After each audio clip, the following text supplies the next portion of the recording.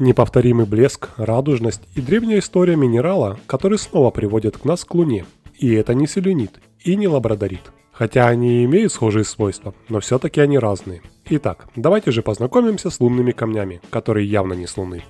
С вами, как всегда, Анатолий, и вы на канале T-Stone. Лунные камни имеют богатую историю и богатый фольклор. Думаю, стоит начать с Древнего Рима, где считалось, что лунный камень образовался из отвердевших лучей лунного света. Если вы внимательно посмотрите на этот камень, вы увидите танец света, который скрывается внутри минерала. А римляне говорили, что в этом свете можно увидеть Диану, богиню Луны, и они верили, что он дарует любовь, мудрость и удачу тем, кто им владеет. Также они верили в то, что камень помогает сохранить ясность ума, чтобы его владелец мог сделать самый разумный и мудрый выбор в жизни, и даже усилить способность владельца к внутреннему зрению или пророчеству.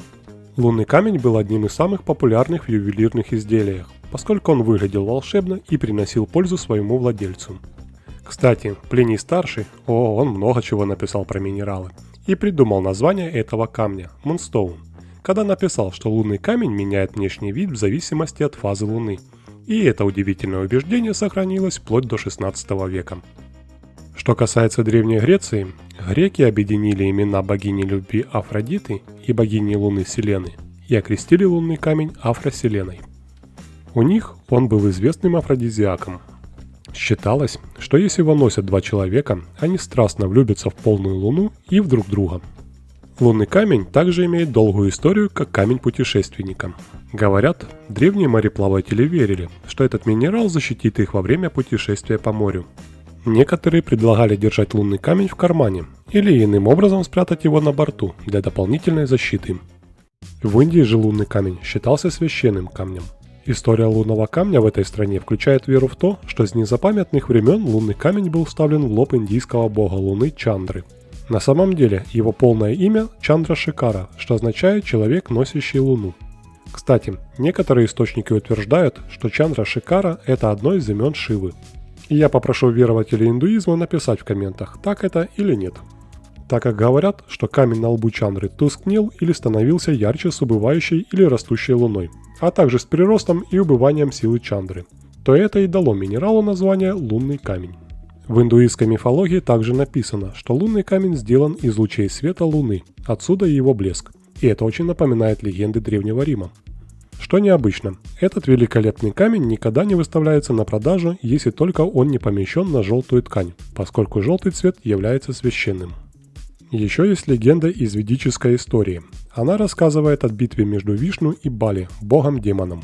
Когда Вишну разбил тело Бали на куски, упавшие на землю части превратились в разные драгоценные камни. Блеск в его глазах превратился в Чандраканта, или то, что мы теперь знаем как лунный камень. И это еще одна отсылка к богу Луны в индуизме. Лунный камень в Азии использовали в качестве амулетов и вешали на фруктовых деревьях, чтобы привлечь обильный урожай.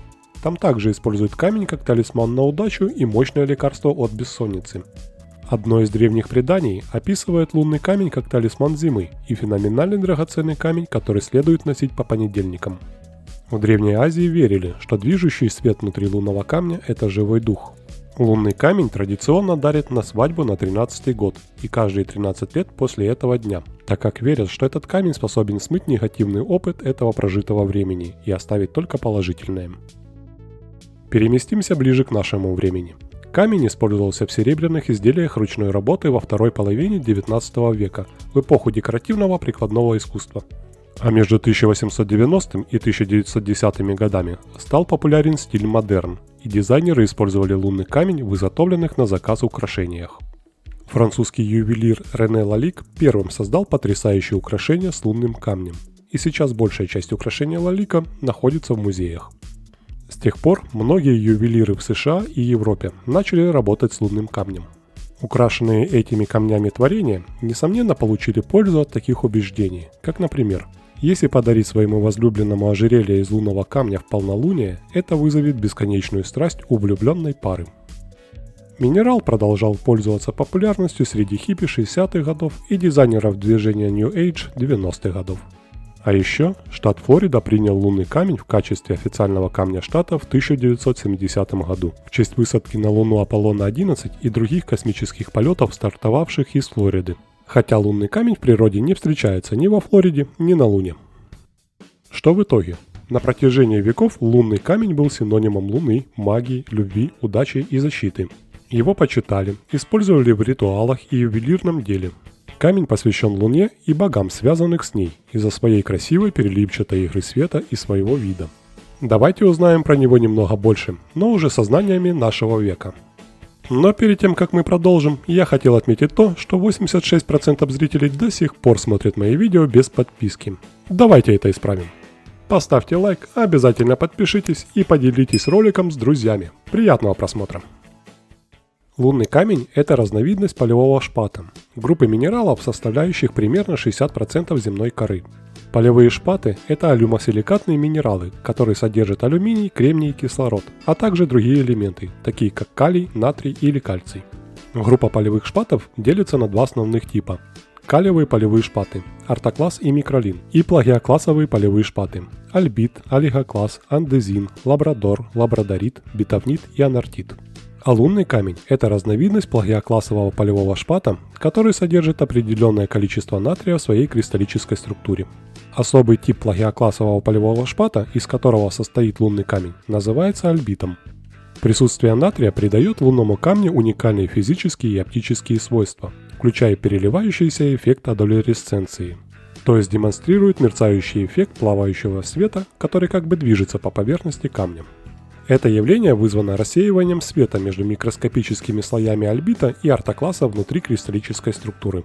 Это тот же эффект Шиллера, как в лабрадорите, при котором свет отражается от двух типов полевого шпата, из которого состоит этот камень. Эти два минерала срастаются в чередующихся слоях, и всякий раз, когда свет попадает на перемежающиеся слои ортокласса и альбита, возникает явление, называемое адолересценцией. Само название этого эффекта в лунных камнях походит от еще одного названия этого минерала – адуляр. В свою очередь, адуляр берет свои истоки от горы Адула в Швейцарии, где впервые были найдены кристаллы этого камня. Таким образом, можно отделить понятие лабрадоресценции и адолересценции к двум разным видам камням, хотя их природа почти одинакова. И все равно, независимо от того, какой термин вы используете для описания этой игры света на лунном камне, она безусловно прекрасна. По химическому составу лунный камень похож на другие минералы полевого шпата. Однако он отличается от других полевых шпатов своими физическими свойствами, такие как твердость, удельный вес и оптические эффекты. Химическая формула лунного камня такая, где натрий и калий представляют собой ионы этих элементов, замещающие друг друга в кристаллической структуре. Лунный камень имеет твердость по шкале Mohs 6-6,5. Минерал обычно бывает полупрозрачным или прозрачным, а его цвет может варьироваться от бесцветного, белого, серого, персикового и даже до черного, а по оттенкам от синего и зеленого до розового и оранжевого. Как правило, лунные камни образуются в результате сочетания магматических и гидротермальных процессов. Процесс начинается с кристаллизации магмы, в результате которого образуются различные магматические породы, такие как гранит и пегматит. Во время охлаждения и затвердевания магмы минералы полевого шпата, такие как ортокласс и альбит, кристаллизуются и образуют переплетенные кристаллы внутри породы. В случае лунного камня эти полевые шпаты разделяются на чередующиеся слои, что и вызывает рассеивание света и создает характерный эффект адолересценции. Минералогия лунного камня может варьироваться в зависимости от места его обнаружения. Например, лунные камни из Шри-Ланки и Индии часто содержат небольшое количество других минералов, таких как турмалин, гранат и циркон. Состав и структура лунного камня также может влиять на его цвет. Синие и серые лунные камни содержат более высокий уровень альбита, а персиковые и розовые лунные камни содержат более высокий уровень ортокласса. В целом, уникальная минералогия и образование лунного камня делает его очень ценным камнем в ювелирной промышленности. Лунные камни встречаются в разных местах по всему миру. Наиболее значительные источники лунных камней находятся на Шри-Ланке, где их добывают уже более 2000 лет. На Шри-Ланке лунные камни в основном встречаются в аллювиальных отложениях в южной части страны. Их часто можно найти в сочетании с другими драгоценными камнями, включая сапфиры и гранаты. В Индии лунные камни в основном встречаются в штатах Ориса и Джаркханд, где их добывают из пегматитовых жил. Минерал также встречается в Мьянме, где его в основном добывают из гранитных и пегматитовых пород. На Мадагаскаре лунные камни встречаются в метаморфических породах, особенно в южной части страны. В В Соединенных Штатах лунные камни в основном встречаются в штатах Нью-Мексико и Вирджиния, где они связаны с гранитными и гнейсовыми образованиями. А теперь я бы хотел поговорить про некоторые интересные виды и цвета этого минерала.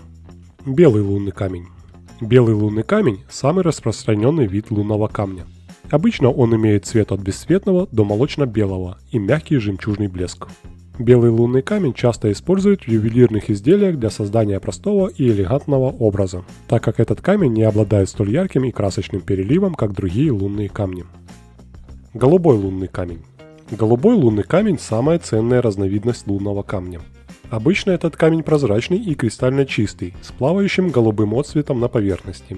Он имеет красивый синий блеск, вызванный отражением света от тонких слоев различных минералов внутри камня.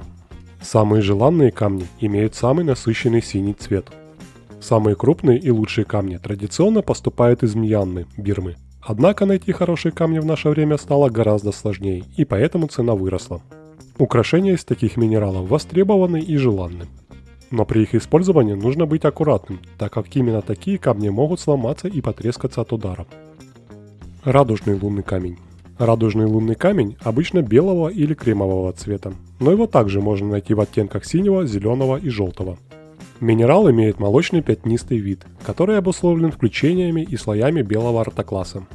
Отличительной особенностью является его яркая адолесценция. Это оптическое явление придает камню уникальный внешний вид. На его поверхности танцуют оттенки синего, зеленого и даже оранжевого цвета. По данным GIA, Гемологического института Америки, радужный лунный камень – это прозрачный лабрадорит, близкий минерал полевого шпата с блеском различных переливающихся цветов. Хотя технически это не лунный камень, он достаточно похож на него, поэтому в торговле его признали самостоятельным камнем. Сегодня некоторые люди предпочитают его традиционному лунному камню. Поэтому лабрадорит и называют иногда радужным лунным камнем. Радужный лунный камень можно найти по всему миру, но особенно прекрасные экземпляры добываются в Индии и Шри-Ланке. Зеленый лунный камень. Зеленый лунный камень не так известен, как радужный или синий лунный камень, поскольку у него нет яркой игры цвета, однако это все равно красивый камень. Обычно он имеет слегка мутный или прозрачный вид и бледно-зелено-желтый цвет. Часто за зеленый лунный камень выдают другой минерал – гарниерит. Но это некорректно. Гарниерит – это никель содержащая порода, которая может быть включена в полевой шпат, и после обработки такого камня он может иметь зеленый цвет и схожий с лунными камнями блеск. Будьте бдительны. Цветовая гамма лунных камней достаточно обширна, и помимо указанных цветов они могут быть серыми, черными, красными и других оттенков. Но напоследок я оставил розовый лунный камень. Розовый лунный камень – самая редкая разновидность лунного камня. Имеет нежный розовый цвет и мягкий перламутровый блеск. Термин «розовый» охватывает цвета от медового до бежевого и персикового, от полупрозрачного до непрозрачного. Камень может иметь белый блеск и часто встречается с эффектом кошачьего глаза или звезды. Украшения из него выглядят потрясающе. А переливающаяся игра цвета на его поверхности точно не оставит вас равнодушным. Ну вот, наше путешествие в мир лунного камня подошло к концу. Надеюсь, это было познавательно, интересно и увлекательно.